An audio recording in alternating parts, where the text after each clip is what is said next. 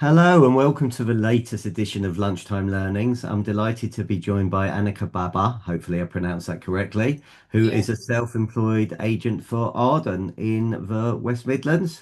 correct. Excellent, that's a good start. And you've been in the industry for 25 years. I have this month 25 years. Congratulations. So I am curious to know how you got started, how you got into agency. Well, it's kind of like a tale as old as anything, isn't it? The usual with most estate agents that you speak to, in the sense that I never planned to become an estate agent. I'd sort of started off from college in finance doing accounting. And it just didn't suit me. Although the work was fine, it just didn't suit my personality. And I saw an advert in a paper for a trainee negotiator, applied for it, and that was that really. Got taken on and just fell in love with it. Fantastic. So when you first started, who was the one that inspired you and helped you, and what did you learn from that person? So actually, I would say when I joined, there was what I would describe as kind of the old-fashioned senior negotiator role that I'm not sure actually exists anymore. But a lovely lady called Lynn, and I'll be honest, I can't remember her surname, so I do apologise. But she'd been doing the job a long time, and she really knew her stuff.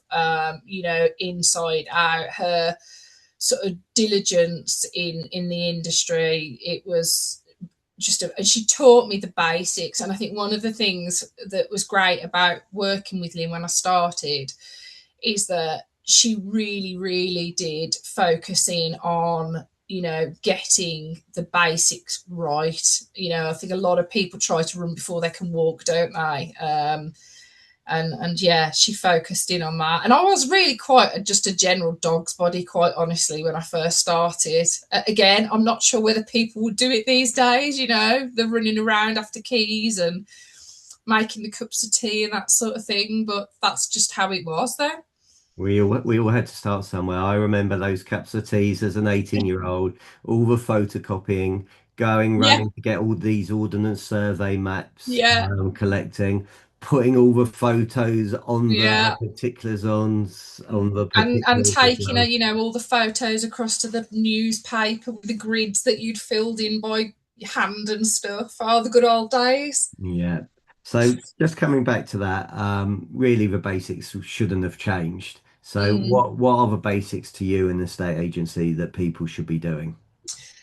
She was all I think one of her first things that she said to me is, you've got two of these and one of that, and listening is the absolute key thing in agency. So it's understanding what the client's needs are, whether that's from the client's perspective of a purchaser or a seller. So back then actually valuations were quite easy to come across. And but it was understanding what that client wanted and needed, but also with the buyers as well, because it was like sort of right move really wasn't around then, and it was sort of like you got to establish who your buyers were and where they were coming from. And source them. It was kind of a slightly different skill set, although I still think you do need that now if you're going to become successful. Too many agents really do rely on sort of the properties almost selling themselves. 100%. Okay, so apart from listening, Yeah, so it's just that was the big key one I think I took away, and then also just being very careful on making sure that everything you do, it is done to a high standard. So it's making sure that the communication is of a high level. If you want to keep your sales agreed, you've got to ensure that everybody knows what's happening when you're agreeing the sales. There's no point in trying to hide something from somebody, because it always comes out in the wash, doesn't it? And I think she was really good at like that kind of like transparency, diligence, communication, and I think that is the cornerstone of everything we do, isn't it, really? oh, 100%. And I think the number one survey, or every time people do a survey, the number one thing that always comes up at top isn't about fees. It's about how people communicated with. So yeah. Yeah. So what does high level communication look like to you? I think it's kind of for me, I think high level communication is understanding first of all how the client wants to be communicated with. Not everybody is comfortable these days talking on the phone. Not everybody has the time to pick up the phone. Not everybody can do it. So it's just the first thing you've got to do is discover how they want to be communicated with, and also at what time suits them. Recognizing as well, and part of that comes from experience, where the pressure points are going to start to arrive at. Having the experience to understand when things are going well and things are starting to go a bit south. Because I think if you can recognize that, then you can often pick it up and turn it around. But also keeping people so that they keep on a calmer level. You know what clients are like. They might knee-jerk reactions if things come out of the blue, and things they can say things that they can regret afterwards. I think as long as people know what's happening and they're prepped, and you can look at what solutions are available to any problems, it's fine. You can get through it. So I think that to me is, it's kind of a bit of skill, but also your experience and that in-depth knowledge of your actual client as well. Okay, so the lovely Lynn helped you. Yeah. From there, what happened? I was there, I think, 6 years, ended up being a valuer, like got up to valuer. So I'd pretty much done like all the negotiating, the viewings, bit of admin, that sort of thing. Started valuing properties, and then left as a valuer in Stourbridge and went to another independent in Kimber and was the manager then at that office. And that was kind of like a semi-rural village. So a lot of niche properties actually there, and I have to say that was a really good um, sort of learning lesson for me, to how to look at and value properties that are completely different. And I mean completely different. Like they had properties that were like sandstone caves, Wow. farms. You got like equestrian angles. You've got little townhouse terrace type properties, or Georgian properties, all sorts in that place, because it's a very, very old village, very old. And it's got a real mix of property. And that was like a great basis, actually. And you know what? You don't get it right every time. That's one thing I'd say to people. Don't put too much, you can get it wrong. But I think it's when it's wrong, you've got to recognise I've got it wrong and then try to turn that around. And if you don't, you learn from it as well, which I think are key things. Okay, so that's really interesting. So preparation is key in evaluation or market appraisal. Mm. So how did you prepare yourself for all the different, the semi-rural, the barns, the terrace houses, the Georgian properties? Well, do you know what, Stephen? There's only so much you can do, isn't there? Let's be honest. Especially with highly unusual properties that there literally are no comparables for. Because even when I left that job in the village, I then went to Andrew Grant and was there for 10 years again. That had quite a varied and different type of middle to higher end property that could sometimes have absolutely no comparables at all. And again, that's kind of like looking at skill and experience of, and speaking to the clients and going, look, I think we were in this range. We've got to talk about where we're going to try it, where we're going to test it. This is probably the lower part of that range. This is the higher end of that range. Because, you just cannot put an exact figure on those types of properties. You just can't. It's whoever, you've got to try and get the best price for the client. But you've got to be realistic and get the interest through the door. So it can be quite a detailed and fine thing, can't it? Getting that price point right on those sorts of properties. Yeah, I can imagine pricing and overpricing. Oh, Probably, yeah, sore subject. So how do you overcome um, overpricing when your competition is doing it? What's the sort of things you're communicating to your seller to educate them about what may go on with certain agents? Yeah, well, I'm a good old black country girl, as you can probably tell from my accent, and I'm afraid I'm quite straightforward when it comes to my clients. I just can't, I just can't do it. As in, like, tell somebody something that I don't believe is true, um, and I kind of have to walk away. And also, I suppose I'm in a different position now with where I am now. I suppose a younger me was absolutely desperate to get every instruction, every valuation that I went to when I was younger, I had to get whatever now I only want to work with people who I know are serious and want to sell, and aren't in sort of cloud cuckoo land. Back then, I probably did take on some clients that, looking back, would I do it now? No, I wouldn't. But with regards to the clients, I will just always give my honest opinion. I'll sort of say to them, if I'm following up on a val and they say, well, look, agent A said this and agent B said this, I'll just go, well, I've been doing this for however long. I know the area. This is what my opinion is. I'm not saying I'm right 100% of the time, but I'm right a lot of the time. And if it doesn't work, let's keep in contact. And sometimes second bite of the cherry's great. I actually quite like it. Yep. Well, you should be able to get a higher fee and the right Yeah, price. well, exactly that, and they tend to be a lot more realistic, and you don't get so much, rubbish off them either. I think because I've had like a bit of a bad experience, they tend to be quite nice and decent towards you. Definitely, definitely. Yeah. So, what made you decide to go self-employed?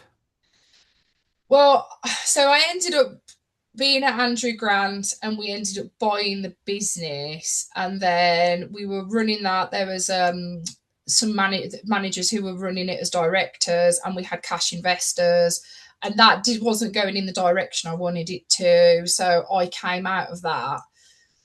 And I was a bit disillusioned, to be honest, at the time then, of what was going on. And I think I had like a 6 month clause where I couldn't get back into agency and stuff. So I had some money, and I just thought, you know what, I'm just going to take a bit of time. I haven't had any time off. I'm just going to take a bit of time and decide what I want to do.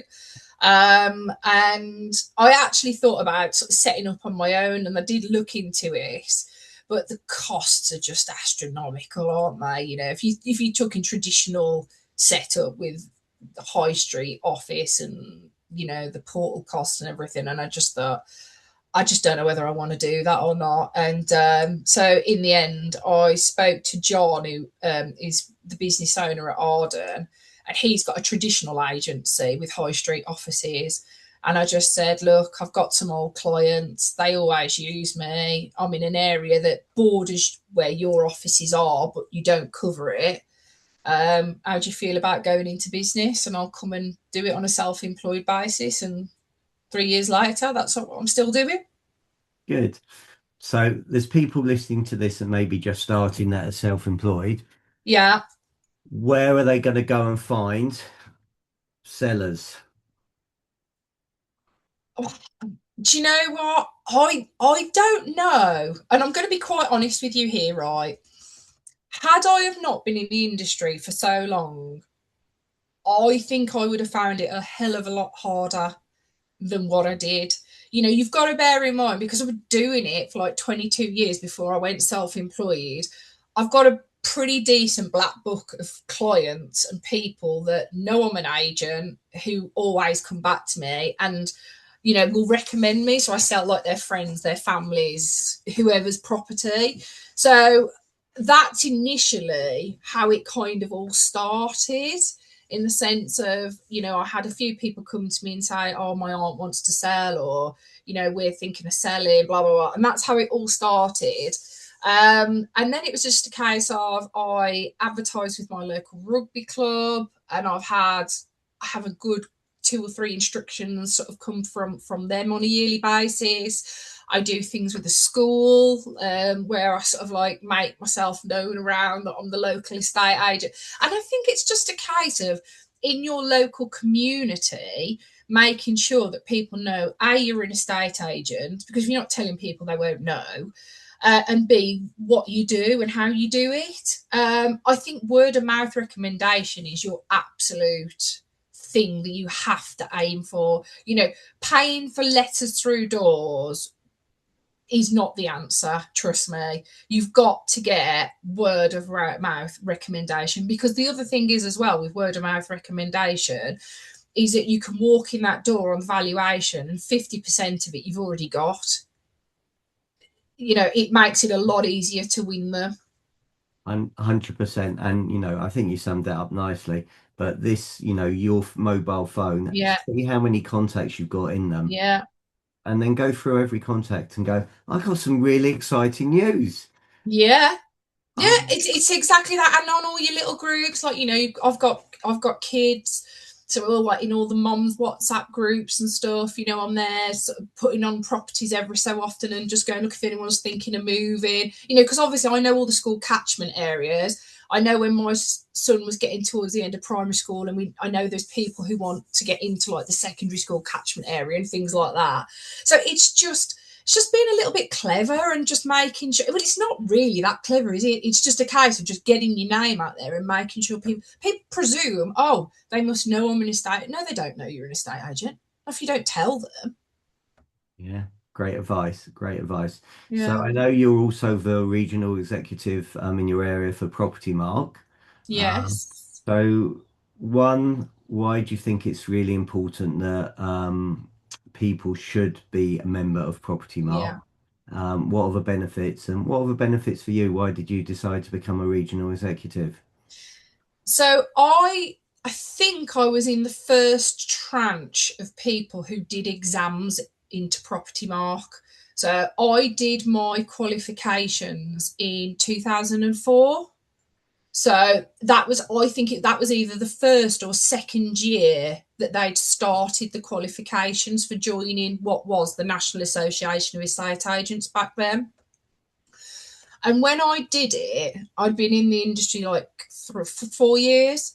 I found it so helpful because although I'd had like the on the job training, the stuff that I learned doing those qualifications, I found really helpful to me from a due diligence perspective.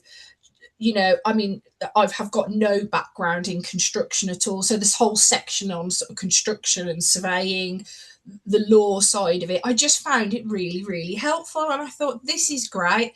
And as you sort of go through the industry and in your day to day job, you speak to lots of other agents, don't you? Yeah, In your role. And I just thought, God, there's so many people who really haven't got a clue what they're doing. And it just started to like quite amaze me that there's so many people dealing with, what is generally most people's biggest financial asset, and they really don't have much of a clue of what they're actually doing. And I find that quite scary. I could totally agree. It's very, I find it really scary, and I don't think the general public have any idea. If when I talk to people and say, you do realise we're an unregulated and unlicensed industry, people just go, no. Well, yeah, that's the case. We're the only body within the home buying and selling process that is unregulated. And for me, I just find that madness, really. So to answer my part of my property mark stuff is that I'm a great believer in education and qualification. I think that's super important for us as an industry to raise standards. And also, I want to give a bit back. I kind of got to like doing it 20 years, and I thought, you know what, I'd like to give something a bit back. So yeah, that's how I got into it. so I just noted down my next question was going to be about education. Yeah, So, I think speaking to the public and actually helping my girlfriend recently sell her house, she really didn't know what questions that should be asked to the estate agents. So, as agents watching this, what can we be doing to educate our customers, as sellers, as buyers, landlords, and tenants, that actually what we do, and it isn't about putting a property just on Rightmove. yeah. I think that begins really at the very first point of contact. You know I get so many instructions from a viewing, you know, an unbelievable amount of people I convert at viewings. And it starts from the very first phone call of when they, of when the first interaction of them inquiring about a property. So, and I think giving people your knowledge and experience, and also sort of giving them the answers before they're even asking the questions, I think is super important. It's unreal to me how many clients will go, oh well, they've been and done a viewing and someone's opened the door for them and they don't know where the boiler is. They don't know whether the property's freehold or leasehold. They don't know, I'm talking quite simple type questions. We're not talking, anything that maybe only an owner would know. Stuff that you would, when you're selling a property, should be expected to know, and also to be able to divulge and tell somebody. So I think, yeah, I think you've got to prove your worth, and I think you've got to do it from the very first moment that you meet somebody. And I think with regards to when you sort of get in front of someone on evaluation, I think you also, again, need to be giving them information before they've got to ask the question. So you need to be talking about the terms of your contract. You need to be explaining to them what the sole agency contract is. That's being a good agent. And if you do that, then what you will build is trust. And if you build trust with someone, you'll get your instruction. 100%. And actually, what I find fascinating is that every agent sends out a property information questionnaire. So effectively, you get filled in a whole history sheet on the property. Yeah. What happens to that property information questionnaire? Why It isn't that it going out sits on with? a I'll tell you exactly what happens. It sits on a CRM system somewhere that nobody looks at. So here's my tip to any agent. Make that into a history sheet. Actually get even before you book in a market or book in a viewing, why not send it as part of a viewing? Yeah, These are all the questions that you should be asking. Here's the answers to your questions. If there's anything else, let us know. And also get the viewing assistant to make sure they're taking that out with so they can mm, answer every question rather going, no, I don't know the answer. I'll get back to you. And yeah. guess how many times they get back to the person? Never. I mean, Well, it, no, it's rare, isn't it? I don't know. I used to, like, when I was a branch manager, I had a very traditional setup, in the sense that, manager, valuer, negotiators, viewing reps. And I look back now and I think, actually, did we do a really good job for those clients with viewing reps? And wholeheartedly, I'd probably say no. Now I'm now I've sort of got a bit older and I'm doing, and I think, the viewing reps weren't bad at what they were doing, but were they doing the best? Was that the best for the client? Probably not. Because they didn't know the property like we knew the property. They couldn't give the answers to any questions straight away. It was always something that would have to be referred back, and that's frustrating for a viewer, isn't it? Yeah, of course it is. And actually, you made a really brilliant point ages ago Yeah. when where you said, look, I convert loads of buyers into sellers. Yeah. Well, actually, your buyers are potential sellers. They're looking at the way that you're going to treat them as a potential customer, and they may then decide to go on and use you because your service has been exceptional. You've added loads of value. You've been very different to all your competition. And even if they do and go and buy elsewhere, which they may well and do, they're going to remember you. You're going to stand out, and they're going to recommend you to their friends, family, and Yeah. colleagues and neighbours because you're very different, and it's finding a way of standing out and being different. And if I'm honest, it's not too difficult because too many agents aren't great. Yeah, no, it absolutely is. It's quite easy to do as long as you're consistent in what you do. 100%. So I'm conscious of the time. Yeah. So final question for you is, what do you do to learn and self-improve?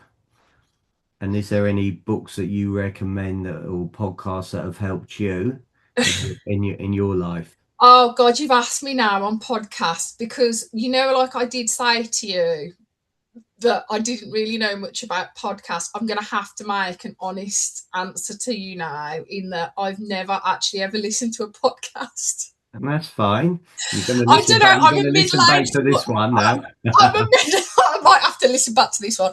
I'm a middle-aged woman, and it's just I've never got into the whole podcast. My husband goes nuts at me. He's always like, "Oh, you should really listen to this," and I just haven't got round to it. In all honesty, it's busy life and all that. But with regards to education and learning, obviously I do the whole PropertyMark thing, so I'm constantly like doing stuff with those guys. I mean, we have like a monthly forum where we catch up with what's going on and around and that's great. I have to say I find that so insightful. And we have to do like our certain amount of training per year. Anything that I can do I will do, because I'm a great believer in education. I haven't got any formal actually, other than my GCSEs and a like sort of GMVQ thing at college. I haven't got a degree. But I am a great believer in education, and I think sort of learning and constantly learning is the way forward. Because if you sit still, you die, don't you? Basically, I know that sounds a bit harsh, but you've got to keep learning and look at how you can improve. And I think personally, our industry is going to be changing soon. I think there's changes afoot. We've had that consultation with the government, and I think we have got changes coming. And I think anyone who doesn't grasp it and grasp it quick is going to be in trouble. Brilliant. Well, nice way to end. If people want to get hold of you, Annika, how do they do that, please?